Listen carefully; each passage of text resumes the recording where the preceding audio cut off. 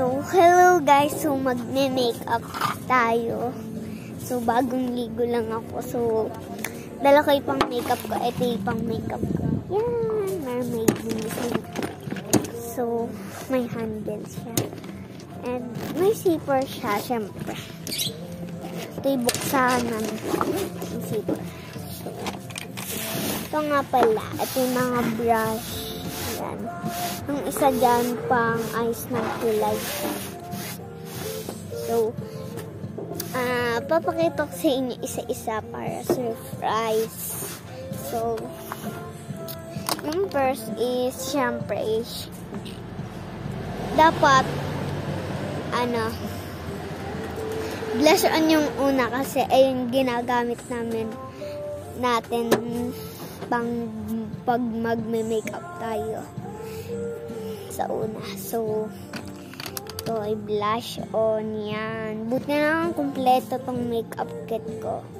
Yan, dito siya binubuksan. Yan. Di pa siya nauubos.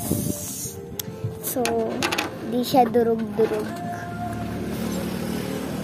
So, next naman is lipstick. Ayan. Bagay ito sa mga baby. Bagay ito sa mga baby na pang lipstick to. Dahil hindi naman siya halata. Tignan nyo. Papahid ko ha. Walang kulay. Diba? Bagay ito sa mga baby. So, pwede ito pang araw-araw pag pumapasok. Dahil di naman kayo mapapagalitan dito. Basta kahit ano. Di naman to halata guys na lipstick na to. Pero original na lipstick siya. So, next, ito yung partner niya na lipstick color red. So, yan. Yan. Ganda niya. So, bawal to pag gamitin pag pumapasok dahil halata. So, yan.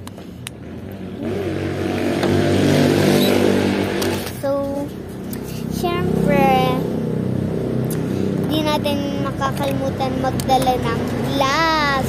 Yan. Di natin makakalimutan magdala ng glass. Syempre, design niya Hello Kitty. Yan. So, Cutex. Sa Cutex naman tayo. Ito, Cutex na color red. Ito yung ribbon niya. Natanggal ribbon niya, guys. Natanggal ribbon niya. Ito yung ribbon ng color red. Natanggal. Ganyan dapat yan. Pero natanggal. Hayaan na natin. So, original siya. Yan o. So, mamaya mag-Cutex tayo. So, Cutex din na color pink. Kaya, buti ito dito natatanggal yung ribbon. Ito siya. Original rin siya, guys.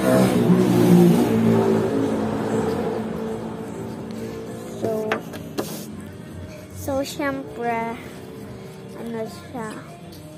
Di ko alam kung anong tawag to. Basta, pangkukuto. So, pag magka-Cutex ka, maglalagay ka ng ganito para hindi dikit-dikit ganyan, no? Susuot mo siyang ganyan, no? Ganyan. Tada. So, syempre, pag dalaway glass natin, ito, may glass siyang kasama and brush. Ito yung nasa likod niya. Yan. Ito yung brush. So, open natin dito. Diba? Ito yung glass. Ito yung, pupush mo lang dito sa likod. Yan. Pag na-push mo na, pwede ka nang mag-brush. So, diba ang galing? So, ayan siya. Ito yung glass. So, ito. Sa powder. Magpapalagay ako dito ng powder sa pang makeup ko sa silikon. Yan. Pag isaw-saw, tatap ko yung powder dito sa kamay ko, tapos magaganon-ganon ako. So, next. So, pagkatapos mo mag-cutics, so, lalagyan mo siya ng sticker. Yan. So, ang cute camo neto, guys. Tarang, lip shine siya. Parang di siya lipstick, oh. Dami niyang glitters. Mukha siyang di lipstick. Tina sa likod, oh. May butas na agad, oh. So, gaganon mo yung kamay mo dito, tapos gaganon.